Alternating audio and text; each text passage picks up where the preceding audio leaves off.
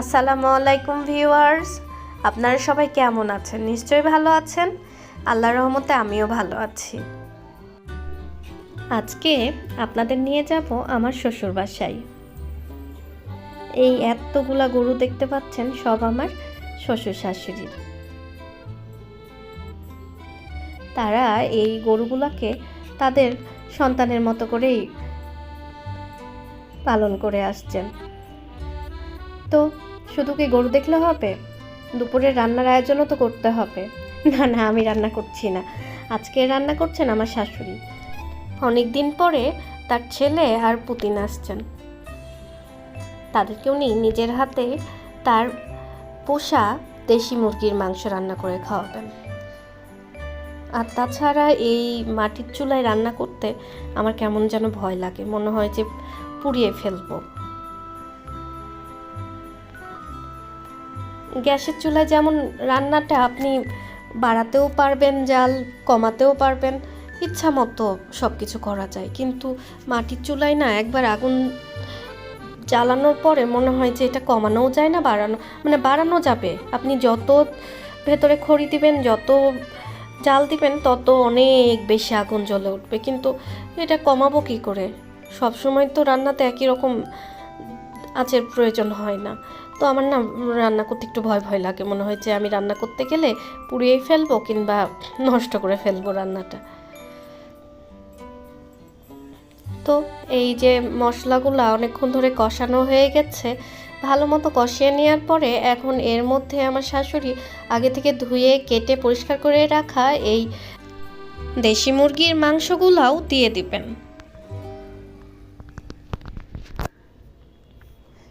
দেশি মুরগি কিন্তু অন্য যে কোনো মুরগির থেকে অনেক বেশি শক্ত হয়, সেই জন্য এটাকে রান্না করতে অনেকটা সময় লাগে।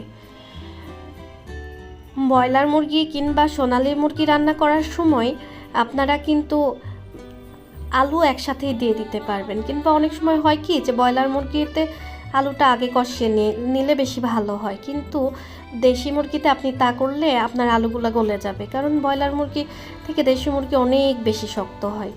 সেজন্য মাঝে মাঝে আলু পড়ে যাচ্ছে, আমার শাশুড়ি সেই আলুগুলো তুলে তুলে আবার হাঁড়িতে রাখছেন।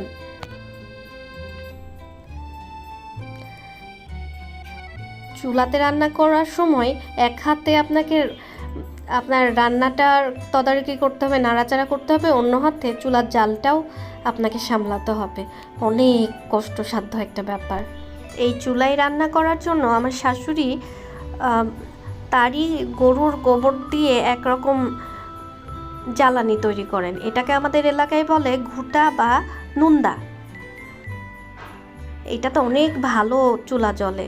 তো ঢাকনি দিয়ে কিছুক্ষণ মাংসটা কষিয়ে নেওয়ার পরে এটাকে আবার ভালো করে আমরা নেড়ে চেড়ে নেব।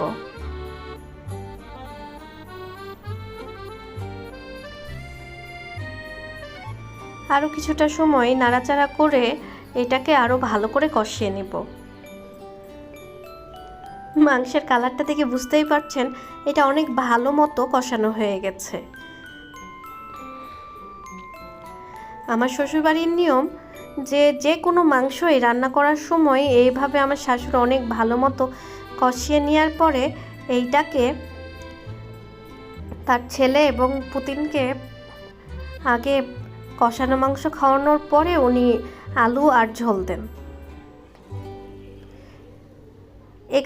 আজকেও সেই রকমই হবে আসলে। সেই জন্য আমার শাশুড়ি আলুটা দিতে একটু সময় নিচ্ছেন, কারণ উনি এখন ওনার পুতিনকে এই কষানো মাংস খাওয়াবেন। ওহিও এদিকে বাটি হাতে নিয়ে বসে আছে যে দাদির কখন মাংস কষানো হবে, কখন তাকে এই কষানো মাংস খাইতে দিবে। ওহির পাপা আগেই বলে দিছে সে এখন কষানো মাংস খাবে না, সে রান্না করার পরে খাবে। সেজন্য মেয়ের জন্য এই 2 পিস মাংস তুলে এখন তাকে বসিয়ে তার দাদি এখন তাকে খাওয়াই দিবে।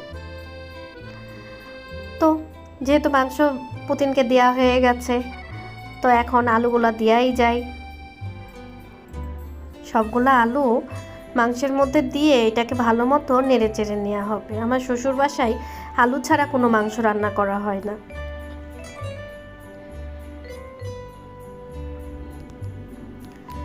শ্বশুরবাসার সবাই মাংসর থেকে আলুটাই বেশি পছন্দ করে অনেক সময়, আমার তাই মনে হয়। যদিও আমরা এখন আলুটা খুবই অ্যাভয়েড করার চেষ্টা করছি, কিন্তু শ্বশুরবাসায় গেলে তো আর সেটা হবে না। শাশুড়ি যেটা রান্না করবেন সেটা আমরা সবাই অনেক মজা করে খেয়ে আসি। এই তো অনেকক্ষণ কষানো হয়ে গেছে, এখন এর মধ্যে ঝোল দিয়ে দেওয়া হবে। দেশি মুরগিতে অনেকটা ঝোল দিয়ে রান্না করে পেট ভরে ভাত দিয়ে সব ঝোল মেখে খাওয়াটাতেই আনন্দ বেশি।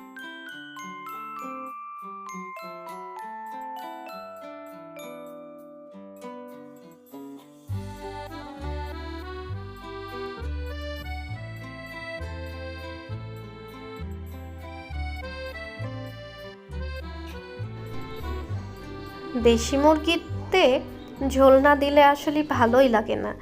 ব্রয়লার মুরগি বলেন কিংবা সোনালি, এইগুলাতে কিন্তু আপনি মাখো মাখো করে মানে ঝোল না দিয়ে রান্না করতে পারবেন, ওটাই টেস্টি লাগে বেশি। কিন্তু দেশি মুরগির ঝোলটাই খেতে বেশি টেস্টি লাগে।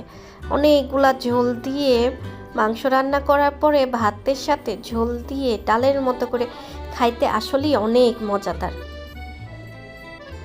তো ঝোল দিয়ে আসলে আমার শাশুড়ির মন ভরেন নাই, সেজন্য উনি আরও অনেকগুলা পানি দিয়ে দিলেন। এখন এইটাকে ঢাকনা দিয়ে অনেকটা সময় ধরে আস্তে আস্তে রান্না করা হবে। অন্যদিকে উনি একটা মাটির তাওয়ায় এই জিরা আর গরম মশলাগুলো ভেজে নিয়ে এখন এইগুলা রান্না হয়ে যাওয়া এই মাংসের উপর ছড়িয়ে দিবেন। আসলে ভাজা জিরার গুঁড়া না দিলে কোনো মাংসই মানে পরিপূর্ণ হয় না রান্নাটা, আর অরিজিনাল টেস্টও আসে না। আর আমার শাশুড়ি রান্নার পরে টাটকা টাটকা ভেজেই সবসময় দেন, এটাতে এই মাংসের স্বাদ আরও বেড়ে যায়। তো আমাদের মাংস রান্না তো হয়ে গেছে, এখন এইটা পরিবেশনের পালা। এই রকম গরম ভাত সাথে লেবু আর এক গাদা ঝোল দিয়ে দেশি মুরগির মাংস খাওয়ার মজাই আলাদা। আপনারা সবাই ভালো থাকবেন, সুস্থ থাকবেন। আজকে এই পর্যন্তই। আল্লাহ হাফিজ।